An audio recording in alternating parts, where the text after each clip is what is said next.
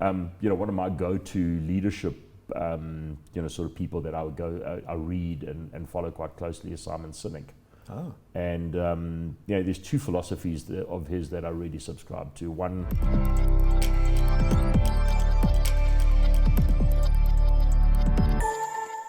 So let's flip back to Neale Hill. What is the typical day in the life of Neale? My day starts somewhere between 7:30 and 8 every day, and I probably finish at about 6 at night. And one of the things that I'm very, I learned a hard lesson when I was working in China is that you've got to have an end point at your day. Yeah. So very clear in terms of when my day finishes, shut down my laptop, leave my work iPad and phone to one side, and really just have an opportunity to disengage the brain from my work environment, and be able to, relax and kind of just recuperate and be ready for the next day. So if that's your evening routine, what is your morning routine? Like, do you have a set kind of way in which you begin engaging with the day? You have a ritual? There's a lot of people, I have a ritual. I wake up at 5 a.m., I exercise, and then, if I'm going to come to the office that day, I'll kind of prepare meals or pack meals for that day, and then I'll come to the office. What is your ritual in the morning? Very, very similar. I don't normally get up at 5 o'clock in the morning.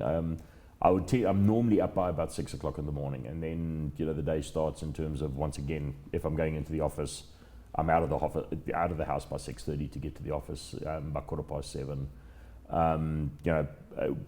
Unfortunately, we sadly had to put our dog down earlier this year, but she was my walking partner.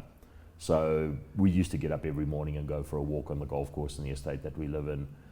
So that was something that was also my exercise, my sanity, and special time with our dog. Slipped off on the exercise front. Always have ambitions, and I always find that I have peaks and troughs in terms of my exercise routines. Yes. I think everybody does. If somebody says that they don't, and they're a machine, and it's not true. Yeah, I do see some people who are like that, but I do admire them for their absolute dedication to a routine and commitment. But generally speaking, day starts with a good coffee. That's a must. Can't do without that.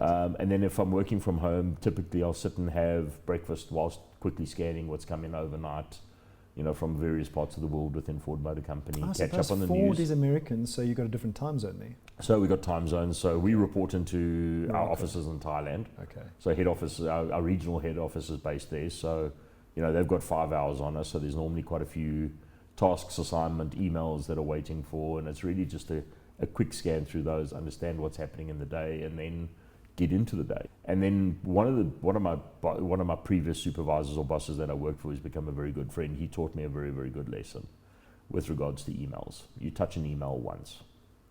So read it, delete it, action it, file it. That's something that I really work very hard at, is just making sure that I don't lose the email battle. Because if you get behind, you're stuck in admin. Yeah. Exactly. So how do you think about management versus leadership? How do you manage people versus how do you lead people? I really look at it on the basis of that I'm in a leadership role. Management to me is something that you sit and dictate and you direct and you steer people, and you tell them what to do. So that's not my style. I really encourage people to take ownership. And I always try to give them direction via asking questions, probing, steering, as opposed to becoming very directive. If I do need to become directive, I try to do so gently but clearly. Firmly, yeah. But it's really about helping people realize where we want to go and guide them to that. So I always believe also that if people arrive at that conclusion themselves, they take ownership of it. But there are times when you do have to draw a line and say, okay, fine, this is what I want done. But that tends to be not my preferred style of doing it. I prefer to try and lead by getting people to realize where we need to go, questioning, probing, engaging. I like that term, getting people to realize where we need to go, because you probably know where the business needs to go, but the light bulb has to go on in the entire business in order for it to go in that direction. And it's not a case of you telling them what that is, it's them realizing what that is. And it gives you the opportunity to change direction, I guess. It does, and you also, as you go along the journey, what you do is that you find, it also challenges your thinking.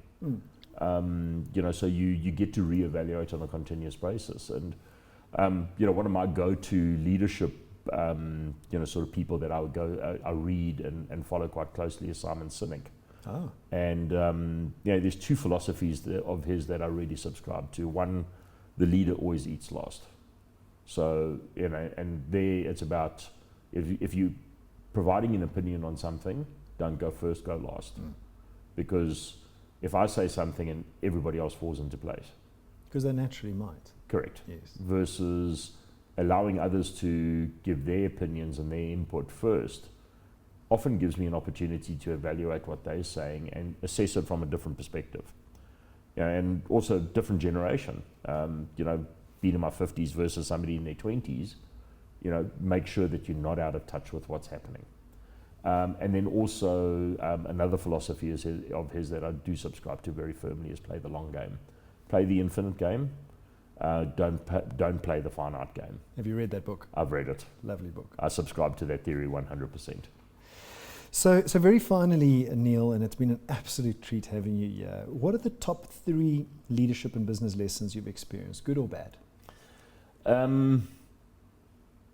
really good question, that, George. I think it's about patience is the first one, is, don't rush into things, don't rush into situations. And if you don't know, take the time to assimilate the data. So, be patient, sometimes be a little bit more deliberate. Never ever forget people. People are what our business is all about, and just continue to engage with them. Listen, invest the time in people. And then, just keep learning, being open-minded, and really just keep it as a learning journey that you go on, because if you stop learning, your mind gets old. Search AutoTrader.